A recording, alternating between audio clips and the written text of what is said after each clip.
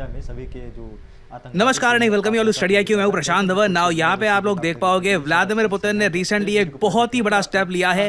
इतिहास में पहली बार एक इंटर कॉन्टिनेंटल बैलिस्टिक मिसाइल, एक MIRV टेक्नोलॉजी वाला मिसाइल ये गिरा गया है यूक्रेन पर। इसकी वीडियो सोशल मीडिया पे हर जगह वायरल हो चुकी है। वीडियो आपको दिखाऊंगा और यहाँ पे आप देख पाओगे पूरी दुनिया इसकी बात कर रही है। जबकि आज के समय दुनिया में दो बड़े इवेंट हुए हैं। पहले तो US कोर्ट में अडानी के अगेंस्ट अरेस्ट वारंट, दूसरा बेंजामिन नेतन्याहू, वहां पर भी आप अगर देखो तो उनके अगेंस्ट अरेस्ट वारंट इशू कर दिया गया है बाय दी ICC। मगर तब भी रशिया ने जो ये ICBM चला दिया है ना यूक्रेन पर, ये इतनी बड़ी न्यूज़ है क्योंकि इससे दुनिया में फिर से न्यूक्लियर वॉर का खतरा काफ़ी हद तक बढ़ गया है। क्योंकि आज से पहले कभी भी देखिए ICBM missile, inter continental ballistic missile, ऐसे मिसाइल्स के बस प्रशिक्षण होते हैं, टेस्ट होते हैं। भारत भी काफ़ी बार टेस्ट कर चुका है।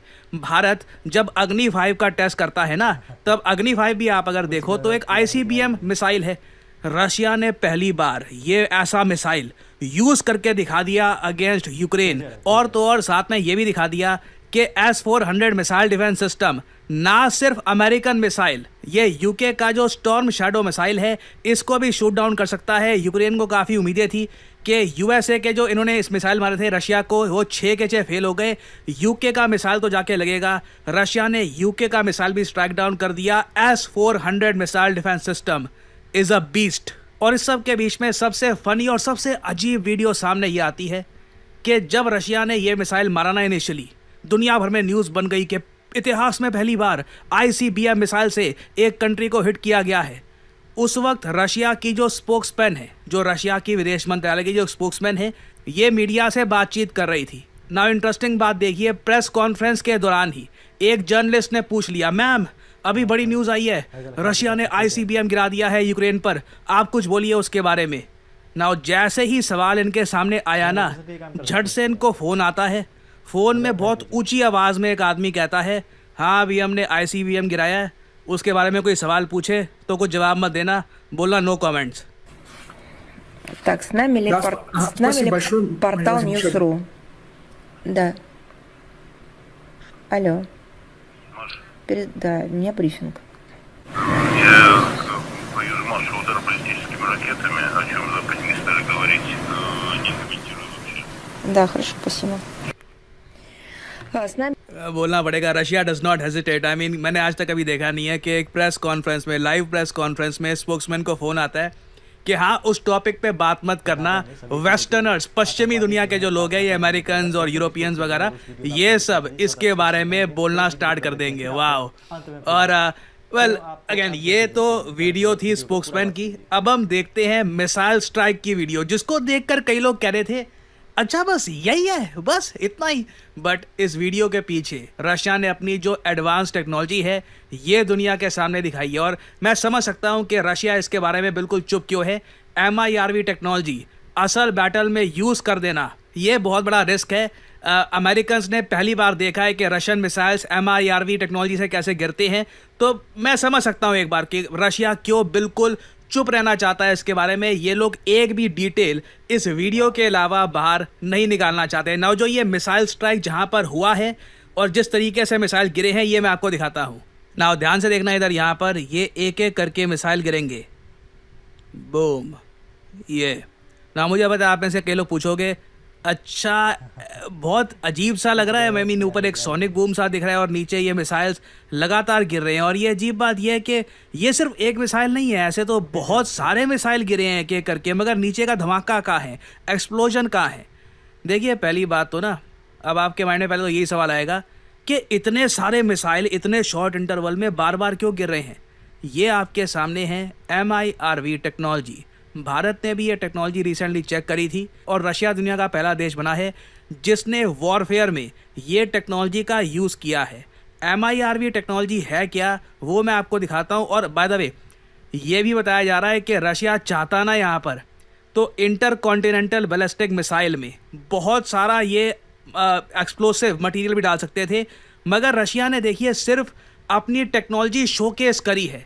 रशिया को ICBM मिसाइल करने की आवश्यकता भी नहीं थी। रशिया ने देखिए यहाँ पर ये जो दृश्य दिखाया है ना, ये एक ट्रेलर आप कह लीजिए। ये अटैक यूक्रेन के लिए है ही नहीं, ये अटैक, ये वीडियो, ये मैसेज है वेस्टर्न कंट्रीज के लिए कि ये हो सकता है आपके साथ और आपके केस में जो ये मिसाइल ऊपर से बरस रहे हैं ना, इन पर न्यूक्लियर वॉरहेड लगे होंगे। नाउ एक बार जरा ये मैप देखो, जो रशिया ने ये मिसाइल मारा है ना यूक्रेन को, ये यहाँ से स्टार्ट होता है। इधर आप देख पाओगे ये है आस्ट्राखान नाम का एरिया इन रशिया। यहाँ से यूक्रेन का इलाका जहाँ पे इनको ये मिसाइल मारा गया है ना, इसका जो डिस्टेंस है 1400 किलोमीटर के आसपास है। और एक इंटर कॉन्टिनेंटल बैलिस्टिक मिसाइल की रेंज कितनी होती है? 5500 किलोमीटर से ऊपर। तो इसलिए अग्नि 5 मिसाइल एक इंटर कॉन्टिनेंटल बैलिस्टिक मिसाइल कहा जाता है।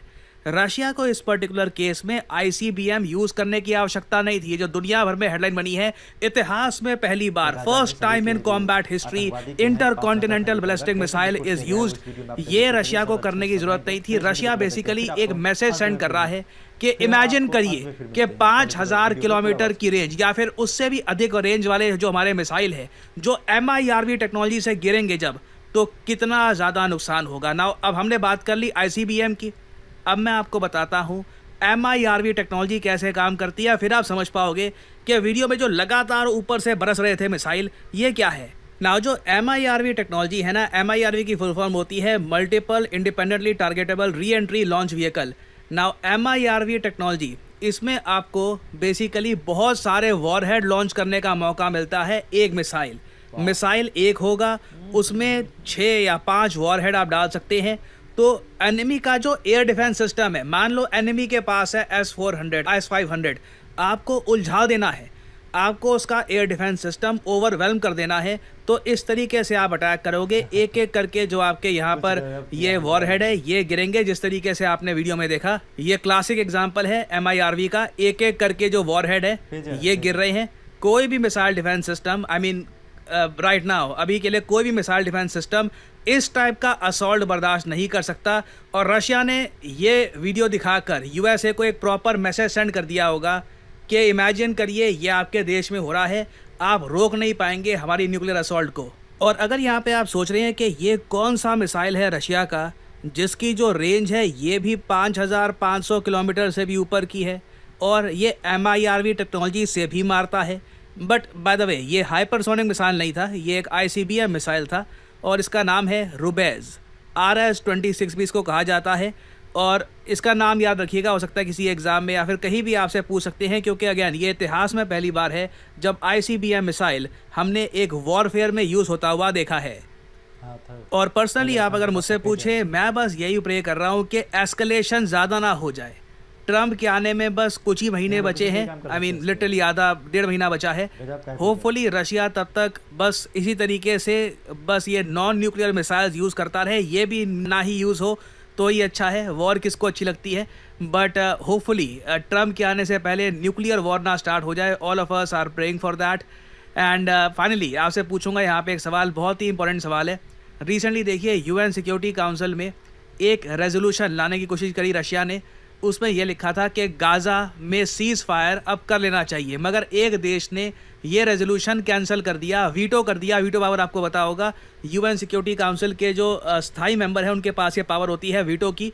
तो एक देश ने इस प्रस्ताव को कर दिया veto at the UN security council. आपको बताना है कि किस कंट्री ने वीटो कर दिया था UN resolution Gaza seize fire के लिए। ये है यहाँ पे आपकी ऑप्शंस, UK, फ्रांस, USA या फिर चाइना। कमेंट सेक्शन में करिए उत्तर। जो लोग देंगे सही आंसर उनकी कमेंट को मैं दे दूंगा हार्ट, ताकि बाकी लोग समझ पाएं कि सही आंसर क्या है।